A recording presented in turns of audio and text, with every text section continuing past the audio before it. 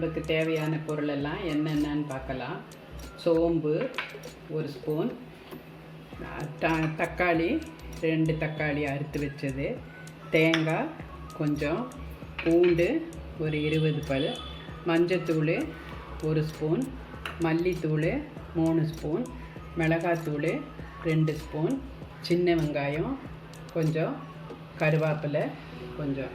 இப்போ இது எப்படி வறுக்கிறதுன்னு பார்த்துக்கலாம். நல்லெண்ணெய் விட்டு நல்லெண்ணெய் சூடானதும் சோம்பு சிறிதளவு போட்டுக்கலாம்.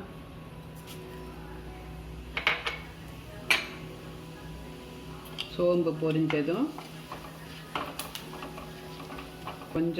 கொஞ்சமாக வெந்தயம் போட்டுக்கலாம். சீரகம் கொஞ்சம் போட்டுக்கலாம். இதெல்லாம் பொரிஞ்சதும் பூண்டு போட்டு கொஞ்சம் வதக்கிக்கலாம்.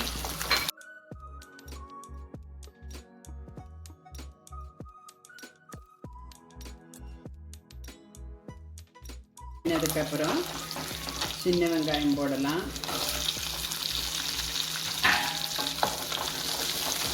சிட்டிகை அளவு உப்பு போட்டுக்கலாம். உப்பு போட்டு இந்த சின்ன வெங்காயத்தை நல்லா வதக்கிக்கணும். இப்போ சின்ன வெங்காயமும் பூண்டும் நல்லா வதங்கிடுச்சு. வதங்கினதுக்கப்புறம் தக்காளி போட்டுக்கலாம். தக்காளி போட்டு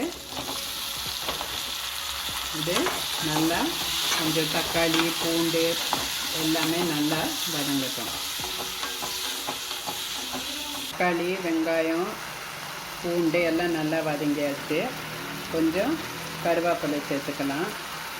கருவேப்பிலை சேர்த்து கொஞ்சம் வதக்கிக்கலாம். வதக்கிட்டு மிளகாத்தூள் 2 ஸ்பூன்,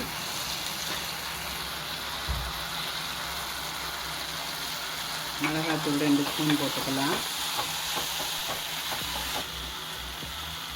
மல்லித்தூள் 3 ஸ்பூன் போட்டுக்கலாம்.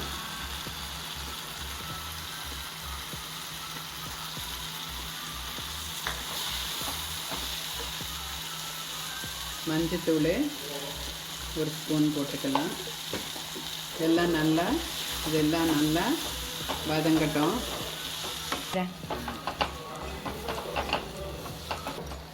இப்போ மசாலா போட்டு நல்லா வதங்கியாச்சு. இது குழம்புக்கு தேவையான அளவு கொஞ்சம் தேங்காய் சேர்த்துக்கலாம். இப்போ இதெல்லாம் வதங்கிடுது. இது எல்லாத்தையும் போட்டு மிக்சியில் இது ஆறுனதுக்கப்புறம் அரைச்சி எடுத்துக்கலாம். அது இப்போ மீன் குழம்புக்கு மசாலாலாம் வறுத்து அரைச்சாச்சு. இப்போ தாளிக்கலாம். 4 ஸ்பூன் நல்லெண்ணெய் ஊற்றிக்கலாம். நல்லெண்ணெய் சூடானதும் நல்ல சூடாகட்டும். எண்ணெய் சூடானதும் கொஞ்சம் சீரகம் 2 வெந்தயம் எல்லாம் நம்ம மசாலாலேயே அரைச்சிருக்கோம். அப்போவும் அது தாளிக்கும்போது அது கொஞ்சம் போட்டுக்கலாம். அது கொஞ்சம் சூடாகி வறுபடட்டும். சீரகம் வெந்தயம் வறுபட்டாச்சு.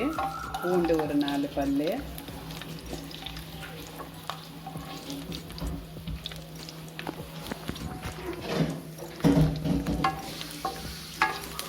கருவேப்பிலை எல்லாம் போட்டு சின்ன வெங்காயம் போட்டு நல்லா வதக்கிக்கலாம்.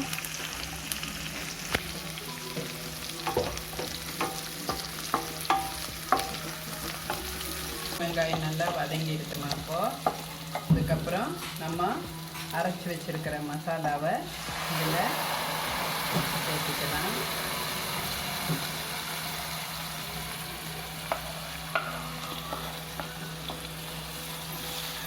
அரைச்சி வச்ச மசாலா சேர்த்து கொஞ்சம் நல்லா இதில் வதக்கலாம்.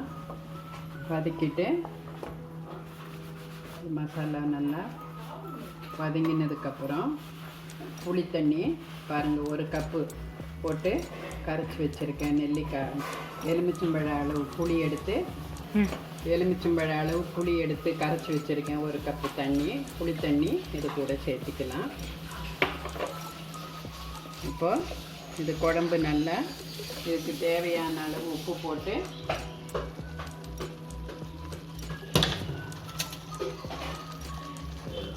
குழம்பு நல்லா கொதிக்கட்டும். அதுக்கப்புறம் நல்லா குழம்பு மசாலா வாசமெல்லாம் போனதுக்கப்புறம் நம்ம மீன் சேர்த்திக்கலாம்.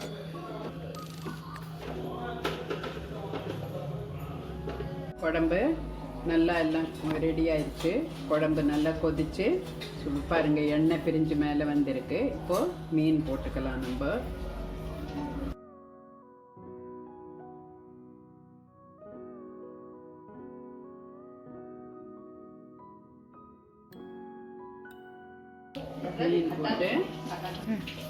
மீன் போட்டு கொஞ்சம் இப்படியே ஒரு 5 நிமிஷம் மூடி வச்சா போதும்.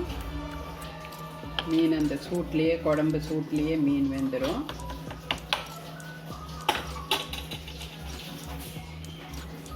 மேலே இப்படி கொத்தமல்லி தூவி மூடி வச்சா போதும். மீன் அந்த குழம்பு சூட்லேயே மீன் நல்லா வெந்துடும். இப்போ நான் மீன் குழம்பு செய்கிறது எப்படின்னு காமிச்சிருக்கேன். எல்லாருமே செய்கிறீங்க. இப்போ நான் செஞ்ச மாதிரி மீன் குழம்பு செஞ்சு சாப்பிட்டு பார்த்துட்டு கமெண்ட் பண்ணுங்கள், லைக் போடுங்க, சப்ஸ்கிரைப் பண்ணுங்கள் பண்ணாதவங்க.